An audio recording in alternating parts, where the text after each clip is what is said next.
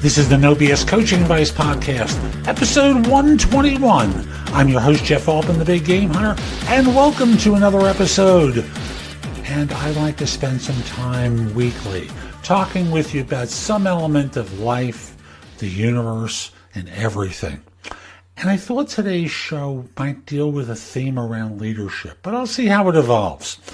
And I'll just simply say, we have this goofy notion that leaders have to comply with a specific model or form. Yet there are so many individuals that are different than those models. So what makes a leader? First thing is, of course, people who follow them. And when people follow a leader, they don't even have to be successful leaders. There's just something about that woman or man that makes someone actually want to follow the purpose or the mission of what they have. There's something that connects with them at a deeper level that may or may not be right. So that the purpose is going to be successful is almost irrelevant. There's a personality that they carry, not necessarily can do, not necessarily command and control, and certainly not necessarily a much softer or gentler way. Leadership takes many, many different forms. And if you're looking for me to have a checklist, I don't have it. No one has a checklist because it really depends on the conditions that you're operating in as to whether or not your leadership will really be right. So I was watching a TV show recently. I don't remember which one it was, but I put down a note because I wanted to use this quote. And there was some sort of self-congratulatory moment on the show where someone lifts up a glass and says, "Here's to all or nothing gambits, the only way to live." Really? Really? One of the things leaders do is mitigate risk. Does it really make sense to push all your chips in on your business, on your life, and risk everything and put everyone else at risk? It's one thing if you do it for yourself. It's another thing if you do it for other people. Because often, whether it's in business, in a corporation, in the military, in your family, risking everything can lead to fatalities. Is that really what you want? All or nothing gambits usually cause other people to die, and sometimes you. Leaders want to live for another day, and they want their followers there with them.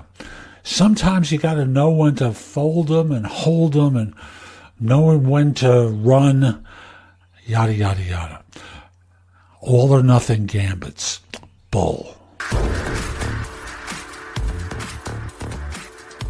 There are leaders who are tyrants, who act dictatorially, and yet at the same time, who wants to follow them? They're being followed by force. You know, when I think of great leaders in modern times, I don't want to say they're transparent because they don't share everything with everyone, but they do know when to open up. And that opening up can also be to talk about where they had failures, where they messed up, where they made the wrong choices. There's an honesty that our leaders have in modern times, very different than the tyrants and the dictators of the past, the ones who ruled by fear. Now, don't get me wrong. There are people who lead nations, who lead through fear. Is that really the way you want to lead? If so, you're going to run a certain type of organization. And in modern times, it's a lot harder to enroll people in that kind of leadership. Matter of fact, in Western culture, it's next to impossible. One measure of a leader is who's following he or she. When you look at the people who are following you, do they reflect your best, or are they mediocre? Are they people who you'd be proud of, or are they people that you're settling for? If there are folks who fall into that latter category, you got to step up your game and attract more people to you of higher caliber. Otherwise, you're going to be seen as a mediocrity because your followers are mediocre. Step it up, folks. If you want to lead, you got to practice. It's really that simple. And you may not get it right the first time or the fifth time.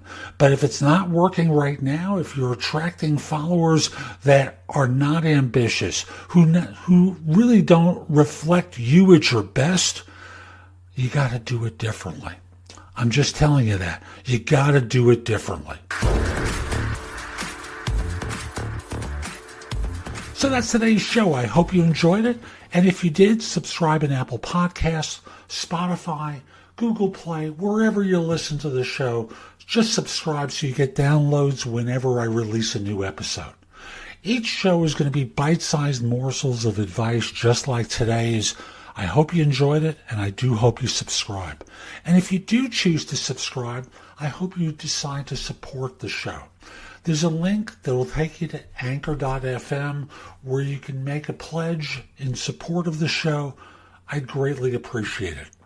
If you're interested in my coaching you, connect with me on LinkedIn at linkedin.com/IN/the big game hunter.